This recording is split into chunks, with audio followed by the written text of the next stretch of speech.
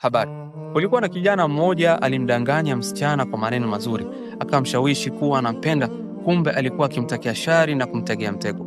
Akamwambia msichana huyu aje nyumbani kwake kwa kisingizio kuwa anataka kuzungumza naye kwa faragha na kumpatia zawadi, akidai kuwa anaogopa kuonekana naye hadharani ili watu wasimzushie maneno mabaya. Msichana alikataa, lakini kijana aliendelea kumbembeleza na kumhakikishia kuwa hana shari naye na kwamba anataka wazungumze tu. Basi alikubali. Kijana akamwambia kuwa atamsubiri saa 1 jioni nyumbani kwake. Kijana huyu aliwapigia simu marafiki zake na kuambia kuwa kuna mwanamke anakuja saa 1. Wakajikusanya ndani ya nyumba wakimsubiri huyu mwanamke. Wakiwa wanamsubiri huyu mwanamke, mama yake huyu kijana alimpigia, hakupokea. Alimpigia tena, hakupokea. Akaendelea kumpigia, lakini kijana hataki kupokea. Baadaye kwa hasira na kero alipokea simu.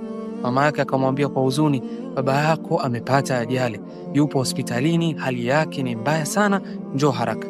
Kijana alishtuka sana, akaacha marafiki zake na kuambia, msichana anakuja, fanyeni mpendavyo, life is short, enjoy. Kisha akakimbilia hospitalini. Alipofika mama yake alimuona, akamuuliza, dada yako yuko wapi? Kijana akajibu kwa mshangao, dada yangu sijui. Mama akasema, hujui? Nilimtuma nyumbani kwako akuite kwa sababu ulikuwa upokee simu. Kijana alishtuka, akamwambia, unasemaje?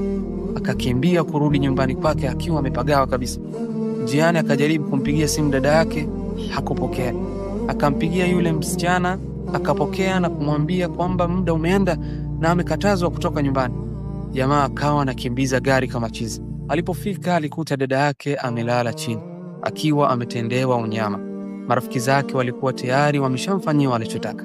Kama alivyowaambia, msichana anakuja, fanyeni mpendavyo. Kabla hujafikiria kumdhuru msichana au kumuumiza, mkumbuke dada yako, mama yako, mke wako au binti yako.